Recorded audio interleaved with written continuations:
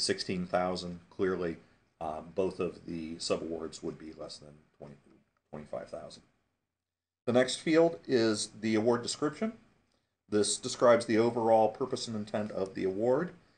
In this case, we kept it very brief. It's an example, so we kept it brief. We used 55 of the possible 4,000 characters for describing this.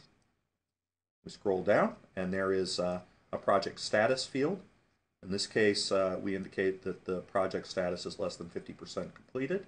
There are 4 options for this, ranging from not started to less than 50% completed, to more than 50% completed, to fully completed.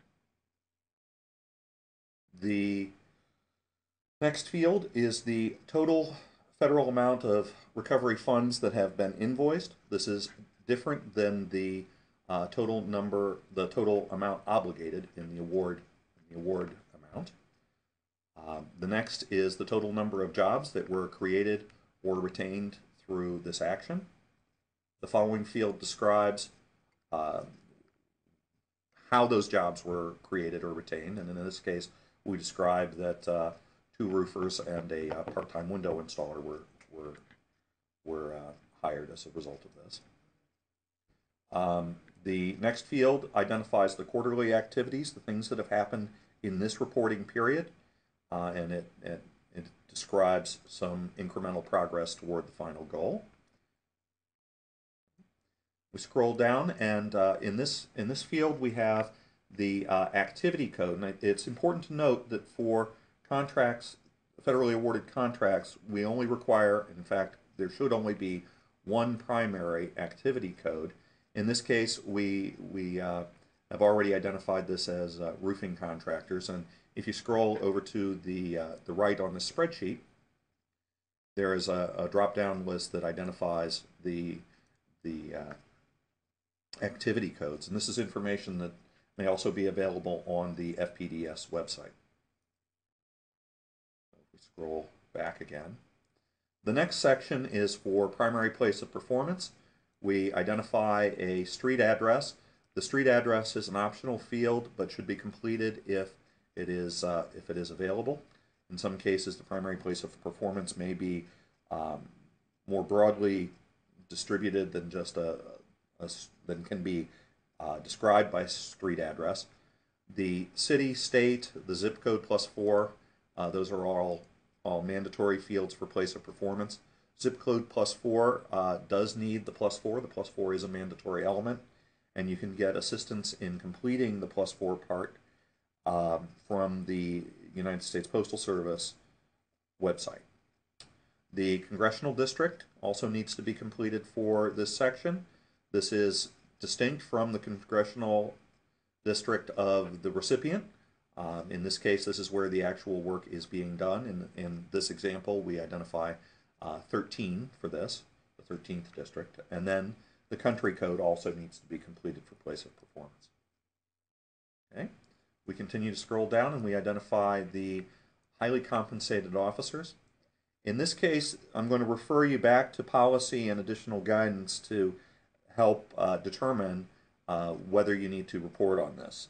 The recipients do need to identify their highly compensated officers within certain constraints, and those constraints are spelled out in the Act and within FAR guidance and the OMB M0921 guidance. So the description, but the latter refers to grants specifically. But the description for what and when you need to report for highly compensated officers is there. If you do need to identify those, you do need to put them in this section. You identify the name and the compensation level, and you would indicate yes that you do or no that you don't to talk about. Okay, and that completes the prime recipient report for contracts. Now, we'll toggle over to the subrecipient tab, as you can see on the bottom. And in the header, we can see that the recipient report type is contract. We're in the subrecipient section of that. And for subrecipients, the prime recipient will complete all of this information on behalf of the subrecipient. And that's distinct from the grants recipients, where that may not always be the case, but for contracts, federally awarded contracts, they will enter the subrecipient information. So here we see at the top again, we have federally awarded contract, that's the award type.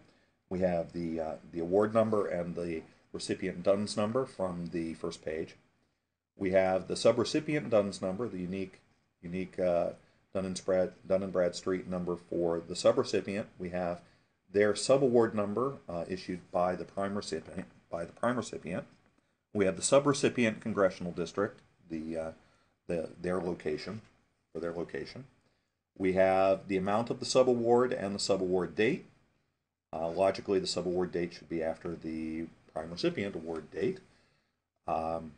We have the address for, as we scroll over to the right, we have the information for subrecipient place of performance, the street address, just as in prime recipient reporting. If you have that information, that should be entered.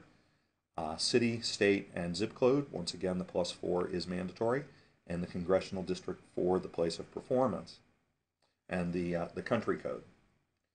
Just as on the prime recipient tab, we have the highly compensated officer section. If we continue to scroll over a little bit further, we can see the indication whether it's applicable or not, and then the Officer 1 compensation, Officer 2 name, and so on. Same content as on the prime recipient.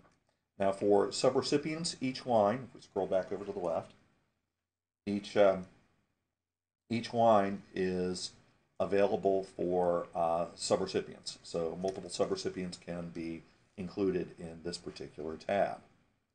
In this case, in our example here, we're going to say that we just have one subrecipient. So now we have completed our recipient report, and now we're going to save that to our desktop and get ready to